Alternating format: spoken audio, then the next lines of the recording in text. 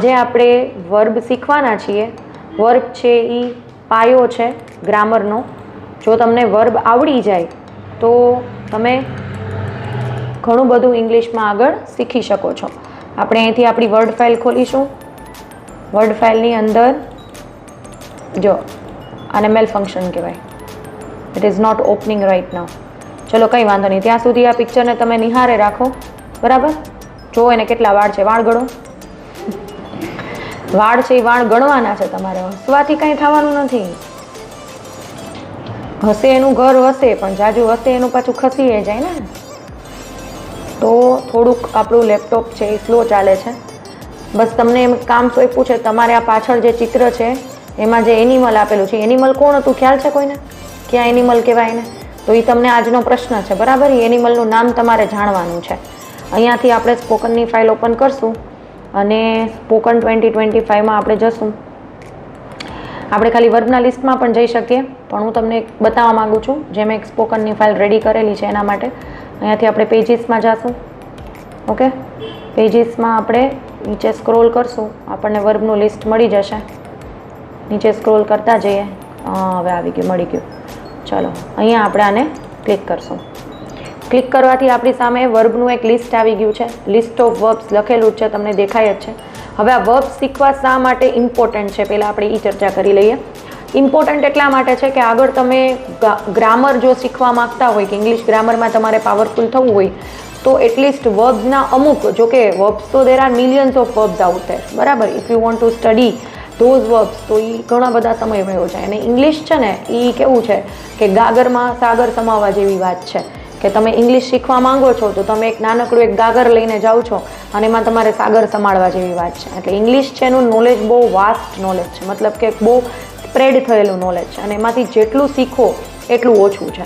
પણ આપણે લિમિટેડ આપણા ભણતર પૂરતું આપણને કામ આવે એટલા માટે મેં તમને અહીંયા ટોટલ જે લિસ્ટ આપેલું છે એ કેટલા વર્બ્સનું છે અકોર્ડિંગ તમે જોશો તો તમને દેખાઈ જશે કે મને સ્પોકનમાં આઈ થિંક જો 173 જેટલા વર્બ્સ પાકા કરી લો તો 173 વર્બ્સ છે એ ઇનફ છે આગળ વધવા માટે. બરાબર, કે જો મારે ઇંગ્લિશ એટલીસ્ટ એટલું લખતા વાંચતા અને બોલતા શીખવું છે તો હું 173 જેટલા વર્બ્સ તો મને આવડવા જ જોઈએ. હવે વર્બ્સ છે ને એ 2 ટાઈપ્સના હોય. કેટલી ટાઈપ્સના હોય? 2 ટાઈપ્સના. હવે કઈ ટાઈપ્સના હોય એના માટે હું તમને અહીંયા એક બ્લેન્ક ડોક્યુમેન્ટ ઉપર લખીને બતાવું છું કે how many types of verbs are there.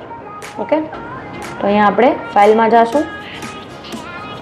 ફાઇલમાં જઈ અને આપણે બ્લેન્ક ડોક્યુમેન્ટ ક્લિક કરશું તો આપણી પાસે એક બ્લેન્ક ડોક્યુમેન્ટ આવી ગયો છે. તમારી સગવડ ખાતર હું થોડુંક છે ને તમારા ફોન્ટ્સને વધારી દઉં છું, તમને ખ્યાલ આવે. ઓકે, અહીંયા આપણે ફોન્ટ્સને થોડાક વધારે કરી દઈશું અને અહીંયા આપણે રાઇટ કરવાનું સ્ટાર્ટ કરશું. ચલો અહીંયા આપણે ફોન્ટ્સને વધારી દઈશું. ફોન્ટ્સ 28 કરી નાખ્યા ચાલશે. તો there R 2 types of verb, regular verb and irregular. કઈ ટાઈપના વર્બ્સ આવશે? Regular and irregular. હવે રેગ્યુલર કોને કહેવાય? તો કે રેગ્યુલર એને કહેવાય કે જેમાં ફક્ત ઈડી લગાવવાથી વર્બ બની જતો હોય. ઓનલી તમે ઈડી એની અંદર એડ કરી દો તો એ વર્બ બની જાય. ફોર એક્ઝામ્પલ પ્લે છે તો પ્લેને તમે PLAYED તો પ્લેને તમે શું બનાવી નાખો? પ્લેડ. એટલે કે પ્લેની સાથે ફક્ત ઈડી લગાવવાથી તેનું V2 બની ગયું. અને અગેન V3 કેમ બનશે? તો કે V3 પણ પ્લેડ થશે. હવે તમને એમ થાય દીદી આ કંઈક નવું લાવ્યા, અત્યાર સુધી તો અમને V2 કહેતા હતા, હવે V3 પણ લઈ આવ્યા. તો એ તમને કહી દઉં કે there are 3 types of verbs, V1, again V2 and V3. હવે V1, V2, V3 શું છે? તો કે જનરલી V1 છે એ યુઝ થાય છે વર્તમાનના કોઈ પણ કાળ હોય, જેમ કે સિમ્પલ પ્રેઝન્ટ ટેન્સ, પછી સાદા કોઈ પણ કાળ, સિમ્પલ જેને આપણે સિમ્પલ ટેન્સીસ કહીએ તો simple present tense, continuous present tense, future tense, simple future tense. તો આ બધાની અંદર ક્રિયાપદનું જે રૂપ વપરાય છે એ V1 વપરાય છે. શું વપરાય છે? V1. બરાબર, એટલે કે સાદો વર્તમાન કાળ, ચાલુ વર્તમાન કાળ, સાદો ભવિષ્ય કાળ, આ 3 કાળની અંદર તમારે ક્રિયાપદનું પેલું રૂપ વાપરવાનું છે એટલે કે V1 યુઝ કરવાનું છે. શું યુઝ કરવાનું છે? V1. હવે જો બીજી વાત કરીએ તો V2 ક્યાં યુઝ થશે? V2 છે એ જનરલી પાસ્ટ ટેન્સની અંદર યુઝ કરવામાં આવે છે. કયા ટેન્સની અંદર? પાસ્ટ ટેન્સની અંદર યુઝ કરવામાં આવે છે. તો પાસ્ટ ટેન્સ શું છે? તો કે પાસ્ટનો મતલબ જ ભૂતકાળ થાય. શું થાય? ભૂતકાળ. તો કે જે ક્રિયા તમારે ભૂતકાળની છે એવું દર્શાવવું છે, જે ક્રિયા તમારે ભૂતકાળની છે એવું દર્શાવવું છે, તો એના માટે તમે લેશો પાસ્ટ ટેન્સના વર્બ્સ. તો ભૂતકાળની અંદર આપણે જેનો યુઝ કરશું એ હશે V2. શું હશે? V2. તો V2 નો યુઝ થઈ ગયા બાદ V3 ક્યાં યુઝમાં આવશે? તો કે એ કોઈ પણ પ્રકારના પરફેક્ટ પાસ્ટ ટેન્સ હશે, એટલે કે પૂર્ણ ભૂતકાળ જેવા કોઈ કાળ હશે, તો એની અંદર આપણે V3 નો ઉપયોગ કરશું. કેનો ઉપયોગ કરશું? V3 નો. હવે આગળ વાત કરીએ તો આ બધું તમે ભૂલી જાઓ. તો આપણે લાસ્ટમાં હતા કે બે પ્રકારના વર્બ આવે. એક તો આવે રેગ્યુલર અને સેકન્ડ આવે ઇરેગ્યુલર. તો રેગ્યુલર અને ઇરેગ્યુલર વર્બમાં જો ફરક હોય તો એ ઈડીનો ફરક છે. તમને એક એક્ઝામ્પલ હજી આપું છું. For example kick. કિક એટલે લાત મારવી. તો જસ્ટ મારે એમાં હું ઈડી લગાડી દઉં, KICKED, તો એ બની જશે V2. શું બની જશે? V2. અને અગેન KICKED, તો આ બની જશે V3. તો તમે જોઈ શકો છો કે V1, V2 અને V3 ફક્ત V2 અને V3 ઈડી લગાવવાથી બની ગયા. તો એ કયા ટાઈપના વર્બ કહેવાય? રેગ્યુલર વર્બ કહેવાય, જેને આપણે નિયમિત ક્રિયાપદો પણ કહી શકીએ. શું કહી શકીએ? નિયમિત ક્રિયાપદો, કે ફક્ત ઈડી લગાડવાથી જ તે વર્બ બની જાય છે. રાઈટ. પણ હવે હું તમને એક અનિયમિત ક્રિયાપદ એટલે કે ઇરેગ્યુલર વર્બનું ઉદાહરણ આપું છું. જેમ કે ફોર એક્ઝામ્પલ ગો. હવે ગોમાં હું ઈડી લગાવું છું, તો કે નહીં, ધેટ ઇઝ વેરી રોંગ. તો V2 નું જે ગોનું V2 છે એ બનશે વેન્ટ, અને ગોન બનશે એનું V3. તો તમે જો આમાં ક્યાંય ઈડી લગાવ્યું? મેં લગાવ્યું નહીં. તો ઈડી લગાવવાથી આ ક્રિયાપદ બનતું નથી. તો મારે ફરજિયાત રીતે મારે આ ત્રણે ત્રણ વર્બ પાકા કરવા પડશે. કે ગો, તો એ બની જશે મારું V1. શું બની જશે? V1. ત્યારબાદ વેન્ટ, તો એ બની જશે V3. અને ત્યારબાદ ગોન, તો એ બની જશે મારું V2. અહીંયા આપણે V2 લખી નાખીએ. ગો છે એની બાજુમાં V2 અને ગોન છે એ બની જશે V3. ઓકે. તો આ ટાઈપના જેટલા પણ વર્બ છે એને હું ઇરેગ્યુલર એટલે અનિયમિત ક્રિયાપદો કહીશ. ઓકે. અને એક્ઝેક્ટલી મેં તમને જે અહીંયા પહેલાં મેન્શન કરેલું છે, જો અહીંયા મેં તમને જે વર્બ આપેલા છે, મેં કીધું કે 173 તમારે પાકા કરવાના છે. તો હવે તમે જો આઈડેન્ટિફાઈ કરી શકો કે એક્સેપ્ટ, તો એક્સેપ્ટનો સ્પેલિંગ જે પ્રેઝન્ટ ટેન્સમાં છે એ જ અહીંયા પાસ્ટ સિમ્પલ, જેને હું V2 કહીશ. આ જે પાસ્ટ સિમ્પલ છે તમને દેખાય છે એ એકચ્યુઅલમાં શું છે? V2 છે. શું છે? V2. તો પાસ્ટ સિમ્પલ ટેન્સ જે છે એમાં મેં ફક્ત ઈડી લગાડવાથી જ મેં એનું V2 બની ગયું છે. જો એક્સેપ્ટનો સ્પેલિંગ અહીંયા ચેક કરો, ACCEPT, અહીંયા ACCEPTED. તો જો ઈડી જ લાગ્યું ને, બાકી તો આગલો સ્પેલિંગ તો કોપી પેસ્ટ જ કરવાનો રહ્યો. તો તમારે આ પાકું કરવામાં પણ તમને ઈઝી થઈ જશે. તમને એમ લાગે કે હું how can I remember all these words, there are 173 verbs. No, there are 173, but તમે પ્રેક્ટિસ કરો તો it might be easy for you to remember all this. તો આ બધું તમને ઈઝી થઈ જશે. અન્ડરસ્ટુડ? કઈ રીતે? Just you have to keep this thing in your mind. All the verbs are divided into two sections, regular and irregular.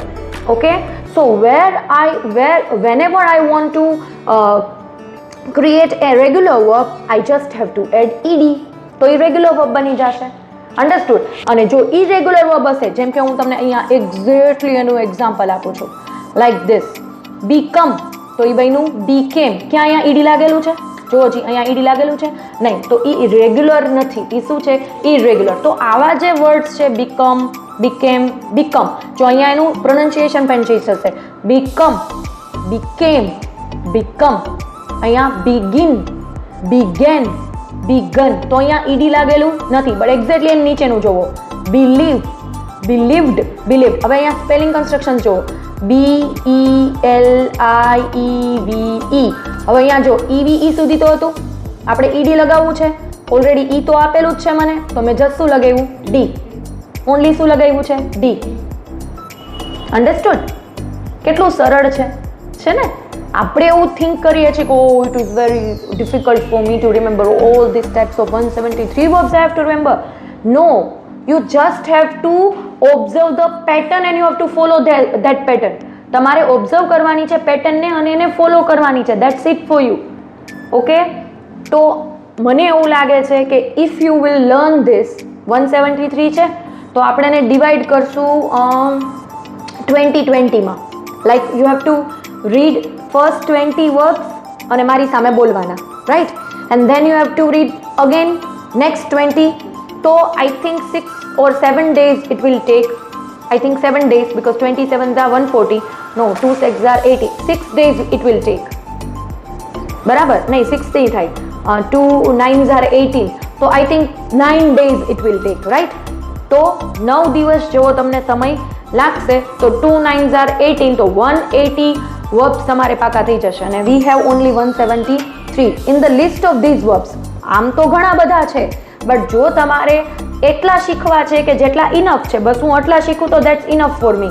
તો for that purpose તમારે એટલા જ કરવાના રહેશે. 173. સમજાય છે તમને? તો હું તમને આનું લિસ્ટ જે છે એનું PDF તમને ફોનમાં વોટ્સએપમાં મોકલી દઈશ અને તમારે એની PDF છે એ ઓપન કરી અને પહેલાં તો એની ઝેરોક્સ કરાવવાની છે. જો ઝેરોક્સ તમે ન કરાવી શકો, for example for any reason if you will not xerox it, તો તમે એને લખી નાખજો તમારી નોટબુકની અંદર. અને લખવું, રાઇટ કરવું એ તો બહુ જ સારું છે. બિકોઝ તમે એક વખત રાઇટ કરો તો એ 3 વાર પાકું કર્યા બરાબર છે, રાઈટ? તો આપણે એક્સેપ્ટથી સ્ટાર્ટ કરશું અને 20 બ્રિંગ સુધી આપણે કરશું, રાઈટ? તો હું સ્ક્રીન ઉપર આ ચાલુ રાખું છું. જો તમારે લખવું છે તો તમે લખી શકો છો આમાંથી. ઓકે, અને હું સ્ક્રોલ પણ, જો કે 20 અહીંયા દેખાય છે સ્ક્રીનમાં. ઓકે, હું આને થોડુંક ઝૂમ કરી દઉં તો તમને વધારે ક્લિયર દેખાય.